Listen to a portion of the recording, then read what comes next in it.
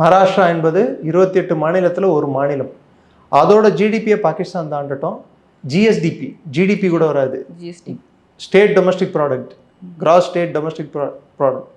அந்த அந்த மகாராஷ்டிராவோட ஜிடிபி அந்த அவங்களோட உற்பத்தி திறனை தாண்டினால் பாகிஸ்தான் இந்தியா கூட போட்டி போட முடியுமான்னு பார்க்கலாம். இந்த வருஷத்துக்கு அவங்க கட்ட வேண்டிய லோன் மாத்திரமே பல பில்லியன் டாலர்கள் நிலுவையில் இருக்கு. 15 நாளுக்கு முன்னாடி பிரிக்ஸ் பேங்க்ல அவங்க சேரணும்னு பார்த்தாங்க, இந்தியா முட்டுக்கட்டை போட்டுருச்சு. அதுக்கப்புறம் ஐஎம்எஃப்லேருந்து வர வேண்டிய லோன் $7 பில்லியன், அதுக்கும் இந்தியா முட்டுக்கட்டை போட்டிருக்கு. ஸோ பாகிஸ்தானுக்கு எந்த விதத்திலையும் காசு தேவை என்ற சூழ்நிலையில் காசு வராமல் இந்தியா எல்லா விதத்திலையும் அவர்களை சிக்கலில் ஒரு என்ன சொல்கிறது பொருளாதார நெருக்கடியில் தள்ளுகிறது. இந்த பொருளாதார நெருக்கடியோட சேர்த்து நீங்கள் இதோட ஒப்பிடணும்டான்னா பலூச்சிஸ்தானை கிட்டத்தட்ட அவங்க சைனாக்கு அடமானம் வச்ச மாதிரி ஆயிடுச்சு. ஈடு அடமானம்னு சொல்லுவாங்க.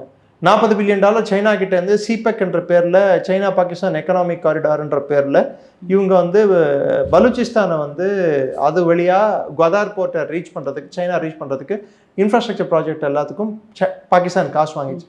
இந்த காசு யார் பேக்கெட்டுக்கு போச்சு? பலூச்சிகள் பேக்கெட்டுக்கு போச்சா? பலூச்சிகளோட அவங்களோட பொருளாதாரத்தையோ இல்லை அவங்களோட மக்களோட மேம்பாட்டையோ கல்வியோ இல்லை சுகாதாரத்தையோ இதை மேம்படுத்துறதுக்காக அந்த பணம் போச்சா? இல்லை.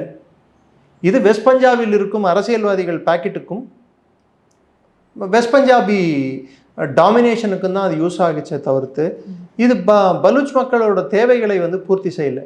அதனால தான் இன்னைக்கு அவங்க டைரெக்டாக சைனாவையும் டார்கெட் பண்ணுறாங்க. பலூச்சோட அங்கே இருக்கக்கூடிய பிஎல்ஏ சைனீஸையும் டார்கெட் பண்ணுறாங்க. இது சைனாக்கும் ஒரு பெரிய அறிகுறி. இனிமேல் நீ பலூச்சிஸ்தானில் வந்தால் என்ன நடக்க போகுதுன்றதுக்கு இது ஒரு முன்னோட்டமாக தான் அவங்க பார்க்கணும் சைனாவும்.